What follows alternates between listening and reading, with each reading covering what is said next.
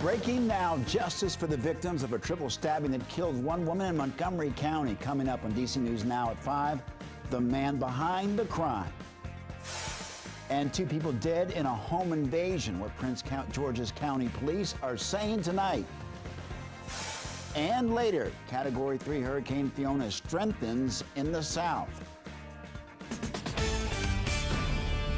And thank you for joining us for DC News Now at 5. I'm Mark Hall. We have breaking news and new details about the fate of a convicted killer in Montgomery County.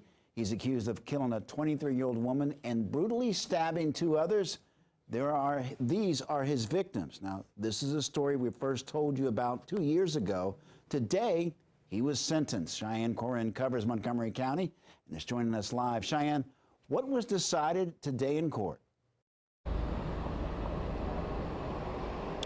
Hi, Mark. So today, a judge sentenced Viet Van Tran to life without parole, plus 55 years in prison for stabbing a 23-year-old woman to death and attacking 2 others. Now, this all happened back in May of 2020 during a road trip to the White Oak area. And today, we actually heard from one of those surviving victims. But first, I want you to take a look at these photos of friends who traveled to Montgomery County, the knife used, and the home where the stabbing happened. And here's the defendant, 65-year-old Viet Van Tran. Now he was staying in the home where the attack happened in May of 2020. Kwai Luck and 2 friends drove from Florida to the White Oak area to help his mother, who had recently suffered a stroke. Now, Tran was the mother's boyfriend. Prosecutors say he and Luck got into an argument a couple days after he arrived, and he attacked Luck with a knife in the basement. Now, Luck ran, but his girlfriend, Lynn Pham, and the roommate, Thai Nugan, were still in that home. Now, Tran found Lan upstairs and stabbed her to death. He then began stabbing Nugent. She was severely injured, but she survived. Take a listen to what she had to say after that sentencing. I feel like, yeah, that's a good thing because he did like such a horrible things. So I think that's the good thing. Like he cannot be out of like the community to like harm somebody else. Yes.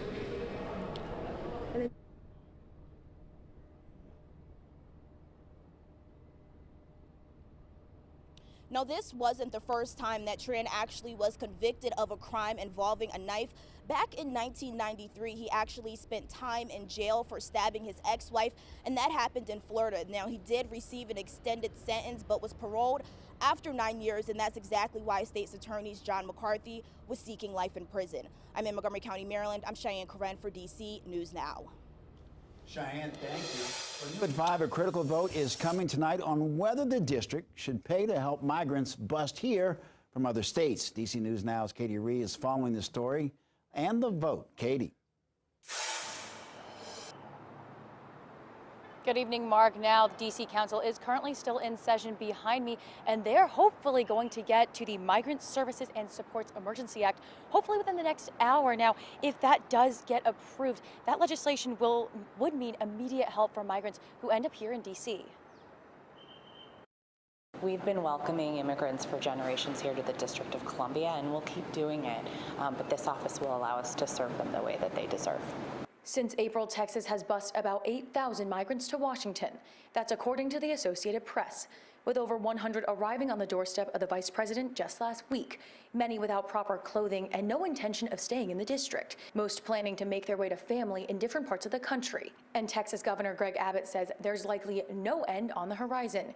Writing on Twitter, until the Biden-Harris administration stops denying the border crisis they've created, Texas will continue bringing the border to their front door. This prompted the introduction of the Migrant Services and Supports Emergency Act. It gives the mayor the opportunity to really build it out and determine what needs there are. We're setting up an office to do that, which will have specialized services for them, caseworkers who understand the immigration process, supports transportation to appointments so that they can be following their path to legal immigration here in our country. The creation of the Office of Migrant Services would be a welcome resource to migrants and the community organizations tasked with helping migrants when they arrive here in the district. Probably most of these services are going to be through contracts with different nonprofit organizations that work here. There will be some services we're providing directly. We will be doing some case management, providing transportation, temporary housing, but a lot of the work is going to be done through partnerships.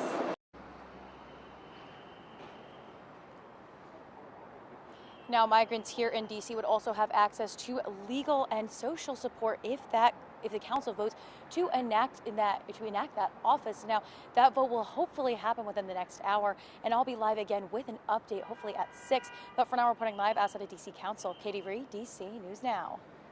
Katie, thank you. As the U.S. has seen a surge of migrants crossing the border, Border Patrol stopped 2.15 migrants through October through August. Now, that's up 39% from the same time last year. Most migrants crossing the border are from Venezuela, followed by Cuba and Nicaragua.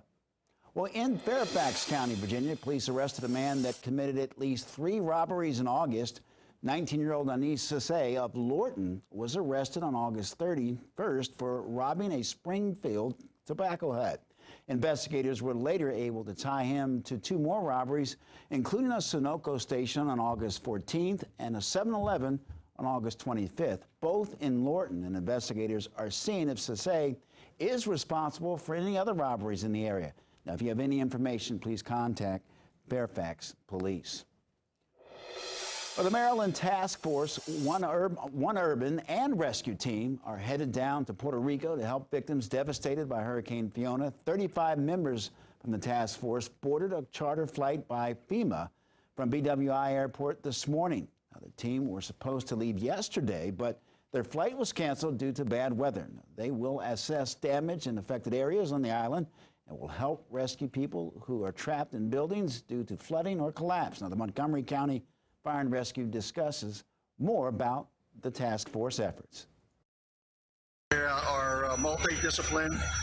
By that I mean they have some physicians, medical personnel, of course, canine handlers. The personnel are trained in a variety of technical rescue, water rescue, search and rescue, of course, and they're multifaceted.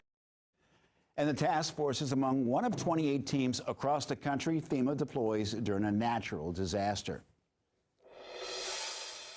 Developing in Maryland tonight, a man shot and killed during a home invasion in Prince George's County. It's been identified as 23-year-old Giovanni Hales.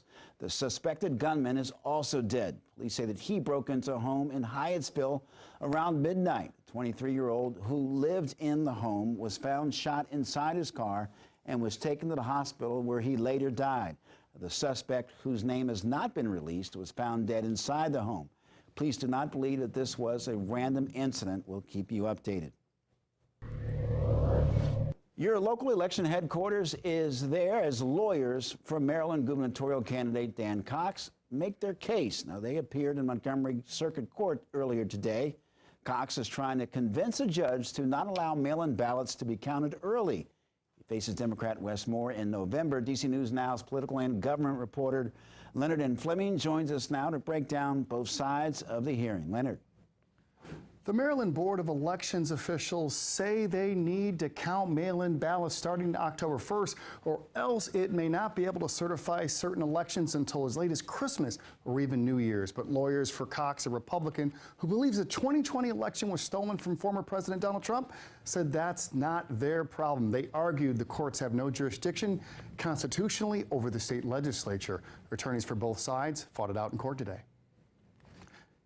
Daniel Corbin, an assistant attorney general for the election board, asked Judge James Bonifant for a remedy, not a permanent solution. A one-time shot, he called it, to relieve pressure on counties struggling to keep up with all the mail-in ballots.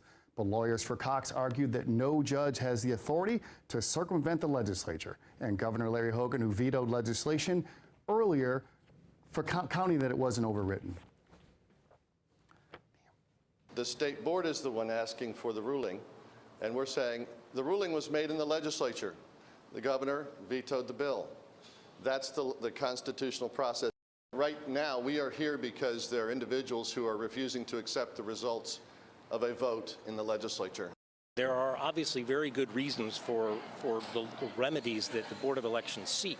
The legislature thought so. They passed a bill to that effect, 2 bills actually to that effect. So these are legitimate concerns, but they're just in the wrong place.